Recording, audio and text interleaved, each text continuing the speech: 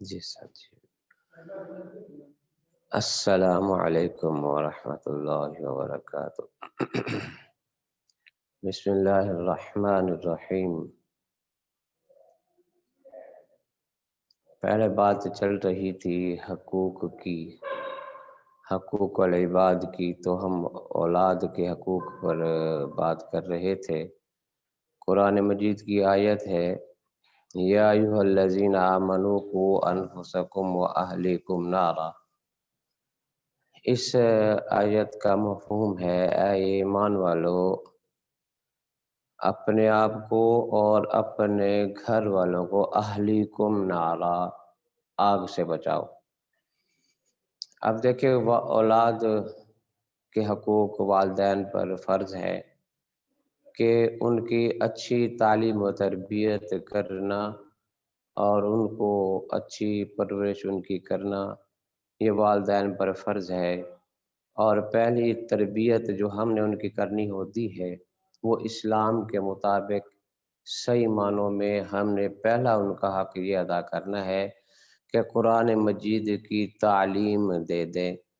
قرآن مجید کے اندر وہ تمام چیزیں آداب احترام وہ آ جاتا ہے، اور اس کے بعد پھر اس کا حق بنتا ہے کہ اپنی طاقت کے مطابق اس کو شعور عطا کرنا، یعنی کہ دنیاوی تعلیم دینا اور اس کو اس قابل بنا دینا کہ وہ اپنے پاؤں پر کھڑا ہو جائے، اور اس کی تمام ضروریات کا خیال رکھنا یہ والدین پر آتا ہے۔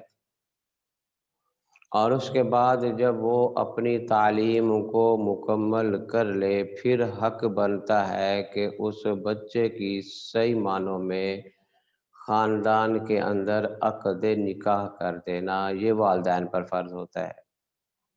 اگر والدین صحیح معنوں میں اپنے فرض ادا کرتے رہے تو پھر وہ اولاد بھی ان کا ہر لحاظ سے خیال رکھتی ہے۔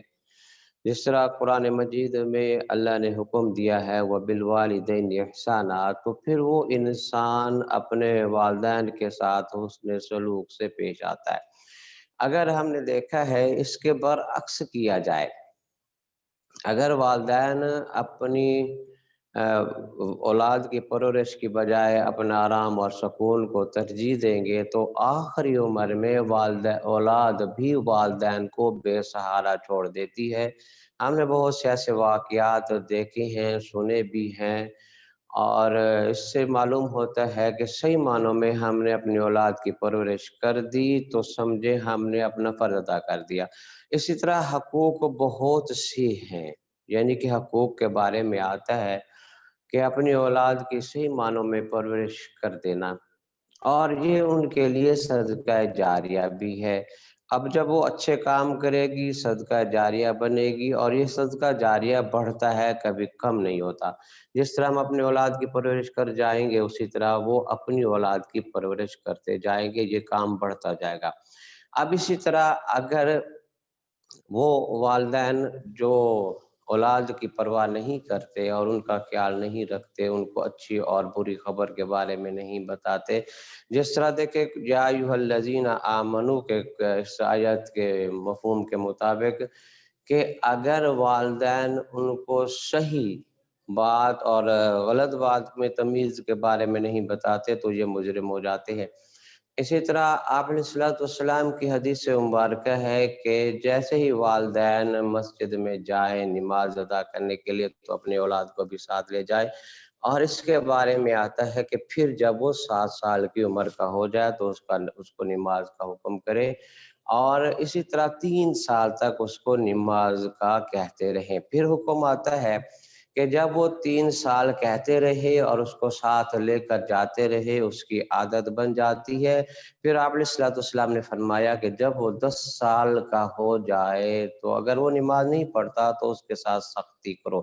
بعض روایات میں آتا ہے کہ اپنے گھروں کے اندر دروازے کے اوپر کوڑا لٹکائے رکھو، تاکہ بچے پوچھتے ہیں کہ یہ دروازے کے اوپر یہ کیا چیز لٹکی ہوئی ہے، تو اس کو والدین بتا سکے کہ بیٹا اگر آپ لوگوں نے یہ اللہ کا حکم نہ پورا کیا تو یہ دنیا کی سزا ہے اور آخرت کی سزا اس سے بھی بہت زیادہ سخت ہے۔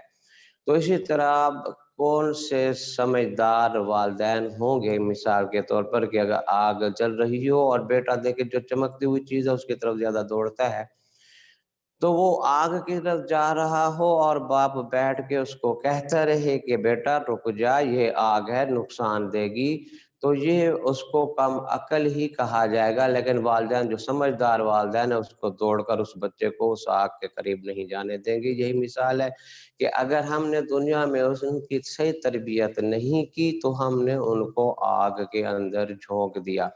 اب اس کے بعد دیکھیں حقوق آتے ہیں کہ ان کی تمام ضروریات کو پورا کرنا، ان کا حق ادا کرنا اور ان کو اچھی تعلیم و تربیت دے دینا، اور ان کے بعد اپنے فرائض کو پورا کر دینا۔ اب جب انہوں نے اپنے فرائض کو پورا کر دیا تو پھر وہ والدین کا ہر طریقے سے ادب بھی کرتے ہیں، احترام بھی کرتے ہیں اور ان کا خیال بھی کرتے ہیں۔ اب اسی کے بعد دیکھیں پھر آتے ہیں حقوق، تو بہت سے ہیں، جس طرح آپ علیہ السلام نے بھی فرمایا آخری وقت میں کہ حقوق العباد پر توجہ دینا، اور حقوق العباد کے بارے میں تو وہ ویسی تاکید کے بعد آئی ہے کہ بار بار اس کے بارے میں آتا رہا کہ حقوق العباد کا خیال رکھنا۔ اسی طرح پھر انسان کو واسطہ پڑتا ہے، یعنی کہ صحیح معنوں میں جب ان کی تربیت ہو جائے تو پھر والدین پر جب آتا ہے عقد نکاح، یعنی کہ میاں بیوی کے حقوق، اگر صحیح معنی میں جس طرح قرآن مجید میں آتا ہے کہ میاں بیوی کے حقوق کے بارے میں کہ ان کے حقوق صحیح معنوں میں ادا کر دیے جائیں۔ اب دونوں کو دیکھیں علیحدہ علیحدہ حقوق بیان کر دیے گئے۔ میاں پر آتا ہے سب سے پہلے کہ ان کا صحیح معنوں میں حق و مہر عطا کر دے، نکاح کرنے کے بعد، یعنی کہ حق و مہر جو ہے سب سے پہلے ان کو دینا ہوتا ہے۔ اور اسی طرح پھر حدیث مبارکہ ہے، آپ علیہ السلام نے فرمایا کہ جو جیسے خود کھاؤ ان کو بھی کھلاؤ اور جیسے خود پہنو ان کو بھی پہناؤ۔ دیکھیں آج کل دنیا ترقی کر رہی ہے تو ہم اپنے اسلامی تقاضے پورے نہیں کر رہے، تو حکم کیا ہوا کہ صحیح معنوں میں جو انسان کھانا کھاتا ہے اور پہنتا ہے ان کے بارے میں یہ آتا ہے کہ اسلامی لباس پر ترجیح دے۔ آج کل دیکھیں ایسے ایسے لباس آ چکے ہیں جو کہ انسان پہنتا ہے لیکن اس کے وجود کی ہر ایک چیز نظر آتی ہے، تو اس سے بہتر یہی ہے کہ انسان جیسے خود پہنے۔ یہ نہیں کہ اپنے لیے اب 3 پیس سوٹ لے آتا ہے اور بیوی کے لیے بھی وہ لیا، نہیں، یعنی کہ ہم نے اسلام کے مطابق اس کو لباس دینا ہے۔ اور اسی طرح بیوی کا حق ہے میاں پر کہ اس کو علیحدہ گھر دے، کیونکہ ہر بچی کے ذہن میں اور اس کی بیوی کے ذہن میں یہی ہوتا ہے کہ میں اپنا ایک گھر بناؤں گی اور وہ اپنے گھر کو صحیح معنوں میں سدھار سکے گی۔ اب دیکھیں اسی طرح اگر بیوی کو وہ گھر دے دیا جائے اور اس کا وہ حق بھی بنتا ہے، لیکن آج کے معاشرے میں دیکھ لیں اگر کوئی علیحدہ گھر کا تقاضا بھی کرتی ہے تو اس کو بہت ہی غلط نظروں سے اور غلط الفاظ سے یاد کیا جاتا ہے، حالانکہ یہ غلط ہے۔ اور اس کے بارے میں دیکھیں احادیث مبارکہ بھی ہے کہ اس کا حق ہے۔ پھر آپ علیہ السلام نے فرمایا دیکھیں میاں کے بارے میں کہ اگر وہ ناراض ہے اور وہ عورت اس دنیا سے چلی گئی، میاں ناراض ہے تو سیدھا کہاں جائے گی؟ جہنم میں جائے گی۔ اگر ایک عورت فوت ہوتی ہے اور اس کا میاں راضی ہے، حدیث مبارکہ میں آتا ہے کہ وہ سیدھا جنت میں جائے گی۔ اسی طرح پھر حکم ہے بیوی کے بارے میں کہ جب میاں گھر سے چلا جائے تو اس کی عدم موجودگی میں اس کے گھر کی حفاظت کرے، اور اسی طرح اس کے مال کے بھی اور اپنی بھی حفاظت کرے۔ پھر فرمایا کہ ان کے مال کو بغیر اجازت کے، میاں کی اجازت کے بغیر خرچ بھی نہیں کر سکتی۔ اگر صدقہ یا خیرات کرنا چاہتی ہے، میاں کا مال ہے تو میاں سے اجازت مانگے گی تو تب جا کے وہ اس صدقہ اور خیرات کر سکتی ہے، ورنہ نہیں کر سکتی۔ اسی طرح آپ علیہ الصلوۃ والسلام نے فرمایا، دیکھیں میاں کے بارے میں کہ اگر غیر اللہ کو سجدہ جائز ہوتا تو میں بیوی کو حکم کرتا کہ وہ اپنے میاں کو سجدہ کرے۔ اب دیکھیں سجدے کے بارے میں ویسے بھی اللہ نے فرمایا غیر اللہ کے علاوہ کسی اور کو سجدہ جائز نہیں ہوتا، تو آپ علیہ الصلوۃ والسلام نے بھی یہی فرمایا کہ غیر اللہ کو سجدہ جائز ہوتا۔ پھر اسی طرح آپ علیہ الصلوۃ والسلام نے فرمایا کہ میاں کو بھی فرمایا کہ اپنے جائز حقوق کے مطابق غلط فائدہ نہ اٹھائے۔ پھر آپ علیہ السلام نے فرمایا یہ عورت پسلی سے پیدا ہوئی۔ اب دیکھیں ٹیڑھی پسلی ہے اور اس ٹیڑھی پسلی کو سیدھا کرے گی تو ٹوٹ جائے گی، تو اس کے بارے میں قرآن مجید میں اللہ نے سورۃ نساء میں بہت سے حقوق اس میں بیان کر دیے عورتوں کے، اور اسی طرح آپ علیہ السلام نے فرمایا ان کے ساتھ نرمی والا معاملہ رکھنا ہے۔ اگر کہیں بھی کوئی مسئلہ ہو جاتا ہے تو فرمایا کہ ان کو جھڑکو نہیں، ان پر تنگ سختی نہ کرو بلکہ نرمی سے اس کو کہہ دو۔ اسی طرح حدیث مبارکہ میں آتا ہے کہ اگر کوئی ان سے غلطی ہو گئی، وہ تو ہو گئی، اب واپس سے نہیں آ سکتی، تو حکم ہے کہ آپ نے فرمایا ان کے ساتھ نرم لہجہ استعمال کرو اور اسی طرح ان کو سنوار دو۔ اور جب دیکھیں ایک ٹیڑھی چیز کو ہم ایک ہی زور سے سیدھا کرنے کی کوشش کریں گے تو نقصان ہوتا ہے، وہ چیز ٹوٹ جاتی ہے۔ تو حکم ہے اس کو اسی کے مطابق رکھو اور اسی کے مطابق ہی اس کے ساتھ رویہ رکھیں۔ اب دیکھیں عورت ہے صرف اللہ کا حکم مانتے ہوئے اور آپ علیہ الصلوۃ والسلام کا حکم مانتے ہوئے وہ آپ کو قبول کر رہی ہے، تو اب میاں کا حق بنتا ہے کہ اس کی تمام ضروریات کا خیال رکھے۔ اسی طرح پھر فرمایا کہ جب میاں گھر سے باہر جاتا ہے تو دروازے کے اوپر اس کو الوداع کرے، یعنی کہ اس کو دروازے تک چھوڑ کے آئے۔ اس سے کیا ہوگا، میاں بیوی کے درمیان میں محبت بڑھتی ہے اور اس بڑھتی محبت کی وجہ سے رشتے مضبوط ہوتے چلے جاتے ہیں۔ اگر بالفرض اگر ان دونوں کے درمیان میں کوئی خلش آ جائے، کوئی ناراضگی آ جائے، تو یہ ایک کے انسان کے برد نہیں ہوتی بلکہ دو خاندانوں کو آباد کرنے میں یا بگاڑنے میں ان دونوں کا کردار ادا ہوتا ہے۔ اگر ان دونوں کے درمیان میں محبت بڑھتی جائے گی تو رشتے مضبوط ہوتے جائیں گے، خاندان مضبوط ہوتا جائے گا۔ اگر ان دونوں کے درمیان میں نفرت پیدا ہو گئی تو دو خاندان ٹوٹ جائیں گے۔ تو اس لیے حکم ہے کہ ان کے ساتھ نرمی والا معاملہ رکھیں۔ پھر حکم ہے کہ جب میاں گھر سے باہر سے گھر تشریف لائے تو اس کو خوش آمدید کہے اور اس کا استقبال کرے اور اس سے گپ شپ وغیرہ کرے اور حالات کے بارے میں پوچھے۔ یہ نہیں کہ اس کا استقبال نہیں کرے گی تو اس طرح بھی میاں بیوی کے درمیان میں دوریاں پیدا ہو جاتی ہیں۔ پھر حکم ہے کہ ان کے لیے وقت نکالے اور ان کو اپنے مسائل بتائے اور اپنے ان کو مسائل بتائے۔ اور اسی طرح اگر گھر میں جو بھی ضروریت کی چیز ہے وہ میاں پوری کرتا ہے، اگر بیمار پڑ گئی تو اس کا علاج کرانا بھی میاں پر ہے۔ یہ نہیں کہ اس کو لاچار چھوڑ دے، اس پر کوئی توجہ نہ کرے، بلکہ حکم یہی ہے کہ اس کے ساتھ صحیح معاملہ رکھے۔ پھر قرآن مجید میں آتا ہے کہ اگر اس میں کوئی خامی نظر آ گئی تو قرآن مجید میں کہتا ہے وَعَاشِرُوهُنَّ بِالْمَعْرُوفِ، کہ ان کے ساتھ گزارا کرو اچھے طریقے سے، اس کے جیسے آپ علیہ الصلوۃ والسلام نے کر کے دکھایا۔ حدیث مبارکہ میں آتا ہے آپ علیہ الصلوۃ والسلام نے فرمایا خیرکم خیرکم لأہلی، فرمایا کہ تم میں سے بہتر وہ ہے جو اپنے گھر والوں کے لیے بہتر ہے، اور فرمایا کہ میں تم سب سے بہتر ہوں اپنے گھر والوں کے بارے میں۔ تو دیکھیں اسی طرح ایک آدمی آپ علیہ الصلوۃ والسلام کی خدمت میں حاضر ہوئے یعنی کہ مساوات کی بات ہے کہ اولاد کے درمیان میں مساوات بھی رکھنی ہے. جب اولاد پیدا ہو جائے تو جیسے ان کے ساتھ معاملہ رکھنا ہے تمام کے ساتھ برابری کا معاملہ آتا ہے.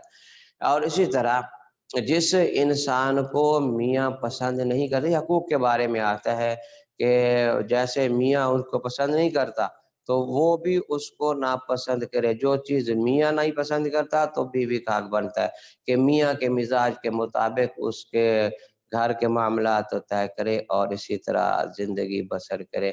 تو دیکھیں جب انسان آپس میں محبت، انس، پیار، یہ تمام چیزیں آ جاتی ہیں تو پھر ان کے درمیان میں رشتے مضبوط ہو جاتے ہیں.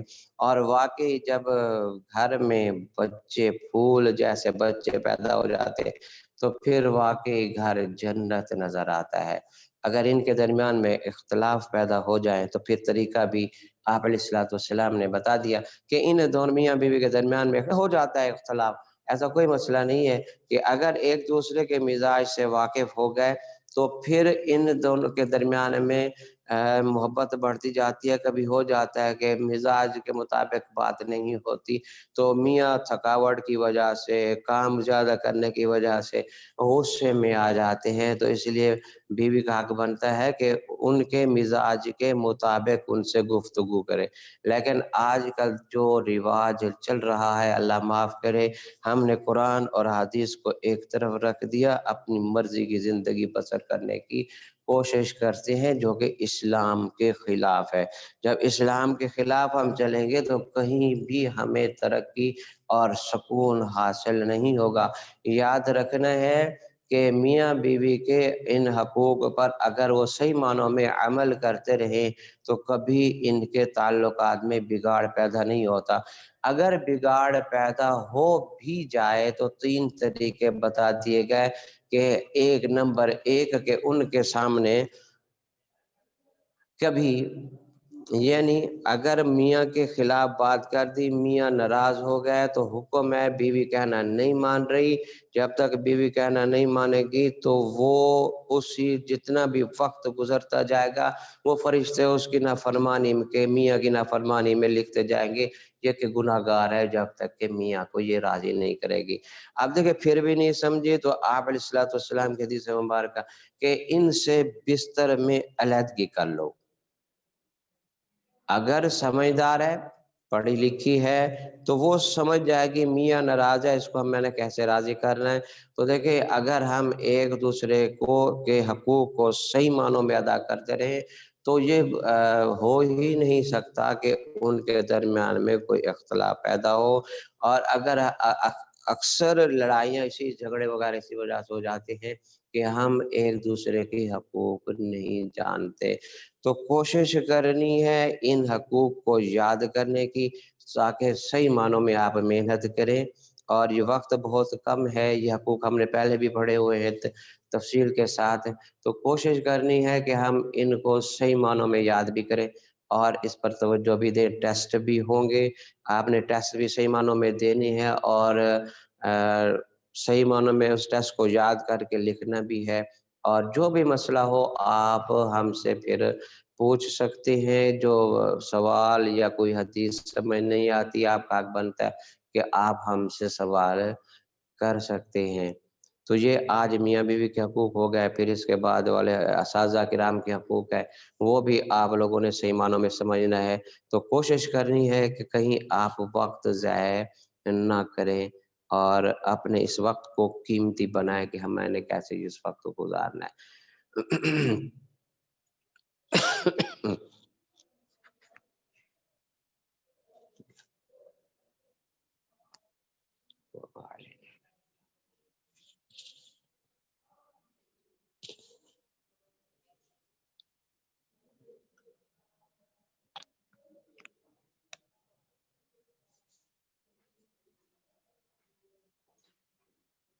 ہو گیا سر.